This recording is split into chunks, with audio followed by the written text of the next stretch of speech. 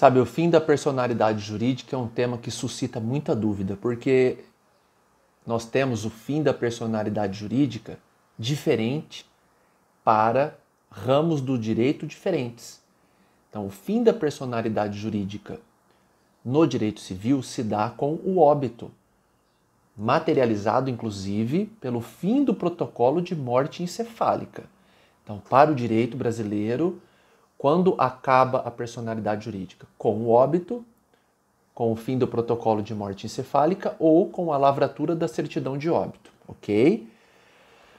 Em âmbito tributário, não significa que essa pessoa morreu, porque ela ainda tem a prerrogativa, vamos falar dessa forma, né, de cumprir direitos e deveres na ordem tributária. Vamos falar sobre isso porque eu vejo na questão do imposto de renda da pessoa física muitos problemas e multas dessa ordem e por isso que eu estou trazendo essa questão aqui.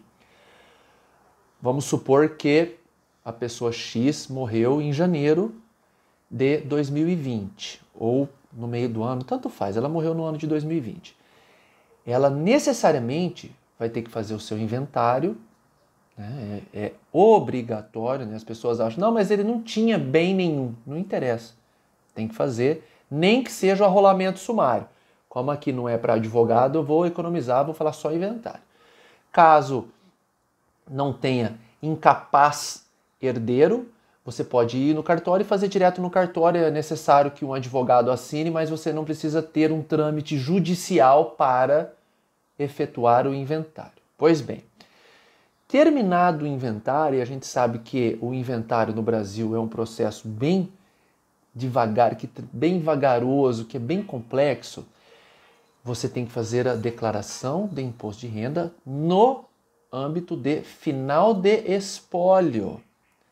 Isso é muito importante, porque o que eu vejo no cotidiano? Eu vejo que a pessoa morre e ela tem bens, e aí judicializa o inventário.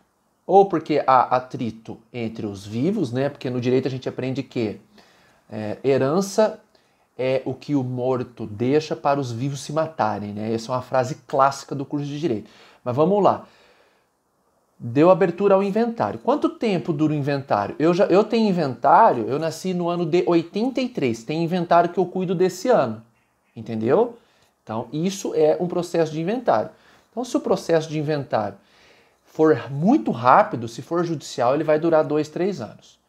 Dentro desse período, você tem que fazer a declaração de imposto de renda. Perfeito? Ah, mas a pessoa não tinha renda, mas ela pode ter aluguéis dos imóveis que ainda estão no nome dela. Tem que fazer a declaração de imposto de renda. Porque o fim da personalidade jurídica e em âmbito tributário só se dá com a expedição do formal de partilha ou a escritura pública de partilha de bens. Na prática, o que vai acontecer? Se for judicial, você vai ter um formal de partilha assinado pelo juiz, e você vai pegar esse formal e vai no cartório de registro de imóveis e vai transferir os bens de acordo com a partilha. Ah, ficou 25% para um, 25% para o outro e 50% para a mãe. Ou o imóvel no bairro tal ficou para o meu irmão, o do bairro Y ficou para mim. Não importa. A partilha não é a pauta central. A pauta central aqui é a necessidade de fazer a declaração de imposto de renda para que você não seja multado e, com a expedição da partilha, formal de partilha em âmbito judicial ou escritura pública no cartório, você vai fazer a declaração final de espólio. Nessa declaração, você vai colocar o CNPJ do cartório ou o número do processo. E aí você vai colocar a divisão de bens exatamente como aconteceu. Essa é a última declaração da vida tributária do morto, né? Elegantemente chamado de decujus em direito. A gente não gosta de falar dessa forma, eu falo para vocês entenderem. Então, como que funciona? Demorou 5 anos o inventário, você vai fazer durante 4 anos a declaração de imposto de renda. É obrigatório? É obrigatório. Cumprindo os requisitos da legislação, é claro. Se ele tinha mais de 300 mil de patrimônio, se ele teve renda, enfim. Estamos falando de uma pessoa que sempre declarou, tá bom? Expediu o formal de partilha, declaração final de espólio. Entenderam? Aí você vai colocar lá em percentual quanto de cada bem ficou para quem?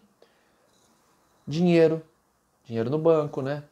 Veículos, imóveis, direitos, por exemplo. Às vezes é um pai que foi embora, que era sócio numa empresa, então as cotas é um direito, entendeu? E também a questão de dívidas. Às vezes a pessoa morreu e deixou dívidas de ordem tributária ou credores de forma geral.